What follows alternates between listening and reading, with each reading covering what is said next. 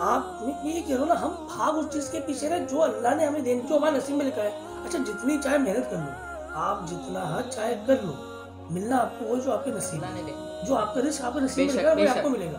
आप हलाल तरीके से ले लो, आप हराम तरीके से ले लो, मिलना आपको वही है। वही महदूद आपकी जो है वो आपको मिलना है।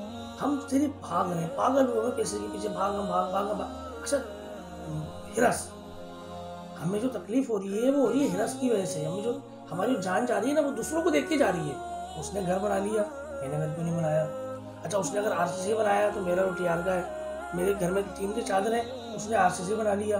अब जायज़ नाजायज़ सब कुछ छोड़ के बस मैंने आरसीसी बनाना है, मैंने आरसीसी बनाना है, मैंने आरसीसी बनाना है। उसका 100 गज़ का घर है, मेरा 40 गज़ का है, मैंने 100 गज़ का घर लेना है।